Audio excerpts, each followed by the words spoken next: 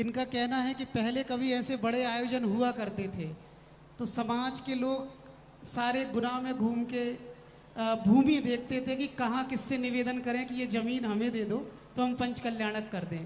पर 2013 का जो बीजारोपण आज वृक्ष बनकर पल्लवित हुआ है कि आज समाज की खुद की भूमि है और वहाँ पर पंच कल्याणक हो रहा है, ऐसी जिज्ञासा है उसके महत्व के विषय में। हाँ, तो ये तो हम तो हमेशा कहते हैं, आपका परिवार है तो आपके परिवार को उतना ही बड़ा करो जितने परिवार को आप रहने के कमरे दे सको, जितना बड़ा मकान दे सको, उतना ही परिवार बताओ जिसकी थाली में रोटियां दे सको, उतना ही परिवार बताओ जिनको पहनने को कपड़े दे सको, उतने ही पैर फैलाओ जितनी तुम्हारी चादर है।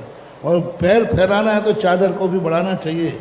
2013 में यहाँ कोई भी जगह खाली नहीं थी, सब पहले से लोगों ने बेच करके और इतनी तहस नहस कर दिया था इस नसिया का, ऐसा तहस नहस किया था कि कोई भी स्थान बचा नहीं था। लेकिन जैसे तैसे मीटिंग बैठ करके कमेटियाँ थी उस समय, बजरंगगढ़ कमेटी, उन दातारों के लिए आज सबसे बड़ा श्रेय जाता है जिन्होंने अपने नाम के रजिस्टर्ड किए हुए प्लाट जब मैंने आह्वान किया तो उन्होंने दान स्वरूप दे दिए। 2500 प्लाट हैं जिन्होंने दान रूप कहा कि नहीं, मैं महाराज जी की भावना है, मैं समाज के नाम के लिए छोड़ता हूँ। कुछ लोग जो मध्यम वर्ग वाले थे उन्होंने कहा कि नहीं, हम छोड़ देंगे, हमें कोई दूसरा प्लाट दे दीजिए। तो जो अच्छे लोग थे जो और जिन्होंने छोड़ा है यहाँ से, वे आज अच्छे फल फूल रहे, समृद्ध है, बहुत फल फूल रहे। तो उन प्लाट देने वालों के लिए सबसे बड़ा इस पंच कल्याणक का सौभाग्य तो उन प्लाट देने वाले दातारों का, जिन्होंने प्लाट छोड़ करके एक संकलन दिया। नहीं तो अब 2-4 प्लाट वाले जो बचते हैं, कभी भी मंदिर की जमीन में मंदिर के लिए बाधक बनने वाला कभी पनपेगा नहीं। आप देख लेना, जितने लोग अभी जिद करके बैठे हुए हैं 2-4, ये जिंदगी में कभी भी पनपेंगे नहीं, ये नोट कर लेना, कभी नहीं पनपेंगे, क्योंकि उनको ये एनर्जी बदवा देगी। और जो भी मंदिर में आएगा वो कहेगा देखो, ये जब भी कमेटी बैठी इस कारण से, तो मैं तो सबसे कह रहा हूँ कि धर्म के बीच में कभी मत आना। अपनी चीज़ यदि धर्म के बीच में है तो धर्म को समर्पित करके चले जाना।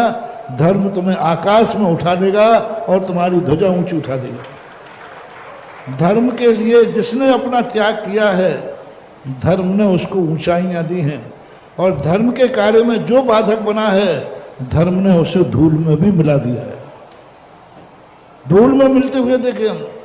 इसलिए सबसे पहले अच्छा है, धर्म कार्य में यदि अपना मकान बीच में आता है तो मैं तो ये कहता हूँ, यदि मंदिर बन रहा है और तुम्हारे मकान से मंदिर का और विकास होता है तो आप मकान खाली करके फुटपाथ पे आ जाइए, बाकी ज़िंदगी मेरे ऊपर छोड़िए, मैं क्या होगा उसका तुम देखना। अपना मकान छोड़ करके फुटपाथ पर सामान रख लीजिए। मंदिर के लिए यदि मेरा मकान काम आता है, मंदिर के लिए मंदिर का विकास होता है, तो मैं फुटपाथ पर ज़िंदगी गुजार लूँगा, लेकिन मैं अपना मकान मंदिर के विकास को रोकूंगा नहीं, मंदिर को दूंगा। ऐसा करके तो देखो। एक बार कर्मों की मार से तो ना जाने कितने लोग फुटपाथ पे आते हैं। रिपीट कर रहा हूँ, कर्मों की मार से, पाप के कारण परिवार में व्यसन आ जाए, जुआखोर आ जाए, नशेड़े भंगड़े आ जाएं, तो इनके कारण से कितने लोग रोड पे आते हैं। कभी धर्म के नाम पर रोड पे आओ तो देवता भी तुम्हें उठाने आ जाएंगे।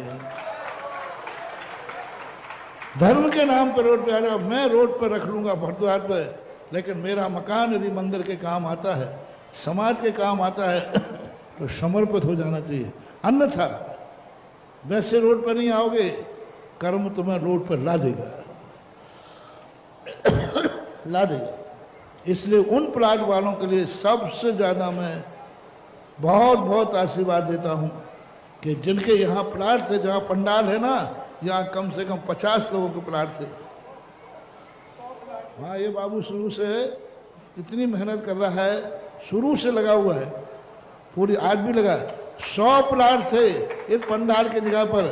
उन 100 लोगों ने जो अपना बलिदान किया है, आज उसकी बदौलत है कि समाज को इतना बड़ा प्रांगण मिल रहा है।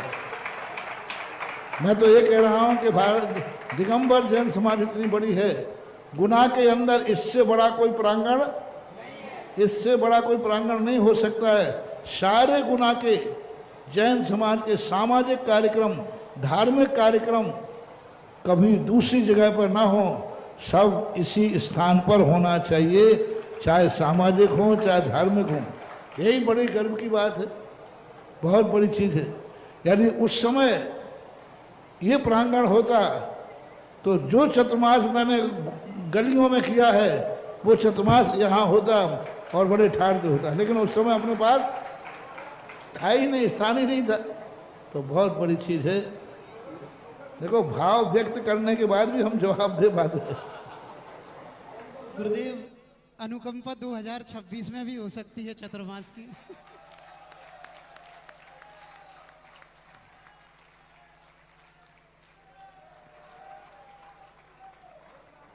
मैं तो कह रहा हूँ कि सब लोग किसी व्यक्तिगत कसाय में मत आओ।